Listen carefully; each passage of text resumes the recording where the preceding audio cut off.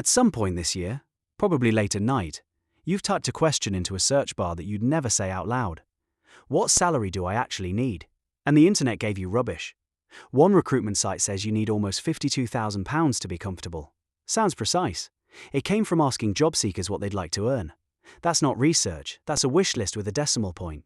A money blog says a family needs £92,500. That one took an official minimum and just added 25% to it. For vibes. And here's the fact underneath all of it, the one this whole video stands on. Britain does not have an official number for a comfortable life.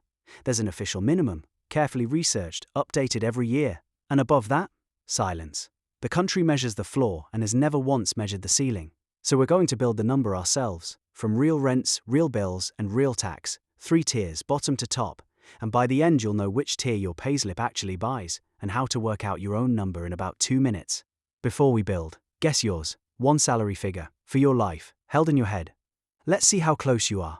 Start with the floor that does exist, because it's more interesting than it sounds. Every year, researchers at Loughborough University sit ordinary members of the public down in a room and ask them to agree, line by line, what a single person needs to live a minimum decent life. Not to survive, to participate, a birthday present, a pint, one cheap week away. The current answer, £30,500 a year gross. That's the minimum income standard, and it's the most honest number in British money research. It also has a catch buried in the small print. That £30,500 assumes rent of about £570 a month. Go and find that flat. The actual average one bed in the UK is more than 1,100. And for families, the research assumes social housing, which fewer than 1 in 5 families with children actually have. The official floor of British life is built on housing that mostly is not available, which means every real number is higher than the one in the reports. So let's build the real ones. Tier 1. Surviving. Not living, surviving. Every unavoidable bill paid, nothing else. Follow a single person through the month. Rent on that average one bed, £1,127. Council tax with the single person discount, about £150. Energy, £139. Water, £53. Food, and here we're using what people actually spend, £40 a week, £175 a month, and remember, some of the people in that average are skipping meals to hit it. Broadband, mobile, the TV license, call it 65 together. Getting to work, about £200. A little for insurance and clothes. Add it up, just under £2,000 a month, every month, before one pint, one gift, one cinema ticket. Now the tax maths, and it's one rule you can keep. For most salaries, every pound you need to spend costs you about £1.39 gross, because tax and national insurance take 28 pence off every pound above 12.5 grand. Run £2,000 a month through that rule and Tier 1 needs a salary of about £28,000. And before you nod past that number, hold it against this one. A full-time job on the minimum wage pays £24,700. £200 a month short of the tier with no pints in it. A full-time job on the legal minimum does not buy the survival tier in this country, and roughly 1 working person in 5 is below that line. And before anyone in the comments says £40 a week on food is impossible, you're both right, and the gap between you is one of the most revealing numbers in Britain. £40 is what a single adult actually spends, on average, measured from real receipts. But when that Loughborough panel sits down and prices what a person needs to eat properly, their food line comes out at nearly £76 a week, almost double. Same country, same shops. One number is what people are managing on. The other is what a room full of ordinary people agreed a decent diet costs. The distance between those two numbers is millions of people quietly eating worse than the public itself thinks is acceptable. Our survival tier used the lower one deliberately. That's what surviving means. Tier 2. Decent. This is the minimum standard's actual basket. The life the public panel designed, with the social side restored. The meal out, the modest holiday, the birthday presents, the football subscription, the life that looks normal from the outside. Price that basket at the real market rent instead of the report's assumed one, and it comes to about £2,600 a month, which needs a salary of £38,500. Now, here is my favourite fact in this entire episode. The median full-time salary in the UK, the person dead in the middle of every payslip in the country, is £39,000. Run it through the tax rule and it lands at £2,636 a month. The decent life costs £2,595. The middle of Britain clears a decent life by £41 a month. Not 400, 41. A tenner a week. That is the tightrope the entire middle of this country is walking, and it's why episode 1 of this series exists. 1 mortgage letter, 1 insurance renewal, 1 council tax rise, and the middle of Britain is underwater. If your payslip is near 39 grand and you feel like you're running flat out to stand still, you now know you're not imagining it. You are the median, and the median clears decency by a £5 a week. Tier 3, living well. Since no official version exists, we have to define it, and I'll show you the workings so you can argue with them.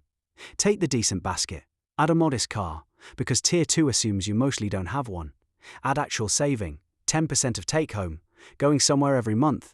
Add a proper holiday, £1,600 a year, abroad, no scrimping. That's it, no design or anything. It comes to just over £3,000 a month, which needs about £45,500 gross. That's a top 37% salary. And if living well includes a pension that's actually building a future, not just the minimum, you're near £57,000, which is the top fifth of all full-time earners. Sit with that. The version of life most people would describe as just comfortable, car, holiday, savings, sorted pension is a top quarter salary in this country. Nobody tells you that, because nobody official ever measured it. Now the twist that reframes everything you've just heard. Those numbers all assumed one thing, that you rent at market rates, change the housing, and the same life repriced. Own your home outright, and living decently needs less than £20,000 a year. The reports assumed rent, 29.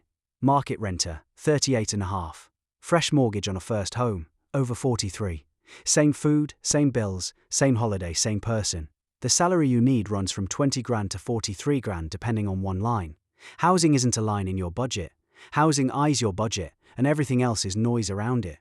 It's why the pensioner on 18 grand can live better than the renter on 35. And it's why last episode's machine, the mortgage that force marches you toward owning outright, changes not just your wealth but the salary your whole life requires. And if housing is the budget, then London is the proof. To reach just the minimum standard, the floor, a single Londoner needs 48,000 outside the centre, 54.5 inside it. Read that against the national ladder. You need a top 25% UK salary to afford the minimum standard of living in inner London. But here's the twist inside it. Because everyone thinks London is expensive at every till. Strip the rent out of the comparison and inner London costs a single person only 16% more than the rest of the country. A family with 2 kids, 2.5% more. A lone parent, and I promise this is real, is slightly cheaper in inner London without rent. Council tax there is the lowest in England. The London penalty isn't the coffee or the pints, it's rent, it's almost only rent, and rent is 70 to 80% of the entire gap.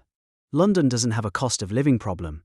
It has a cost of housing problem wearing a trench coat, which leaves the family question, and the number that makes people close the laptop. Run our decent life build for a couple with 2 young kids at market rent, and it comes to roughly £95,000 a year. Household. Before you spiral, 2 structural facts change what that number means. First, it's a household number, and the tax system quietly rewards splitting it. 2 parents on 47.5 each keep nearly 7 grand more per year than one parent earning the same total alone. Because 2 people get 2 tax-free allowances. The family number isn't really a salary, it's a formation.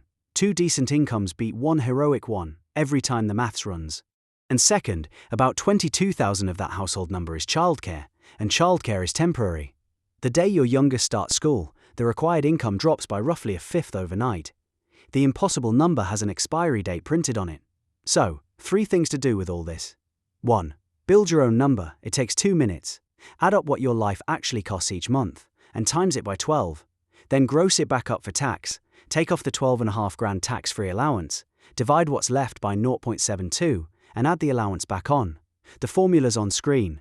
That's your gross number, for your rent, your town, your life, and it beats any survey on the internet because it's yours. 2. Take it into your next pay conversation.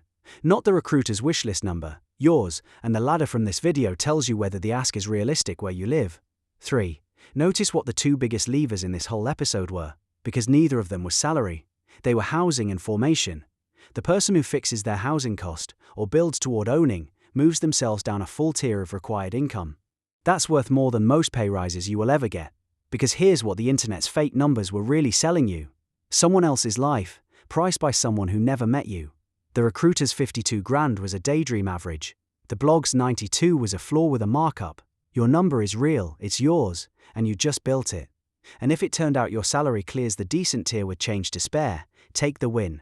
And if it turned out you're the median, clearing it by a tenner a week, you finally have the answer to why it feels the way it feels. Britain has an official minimum, and no official comfortable.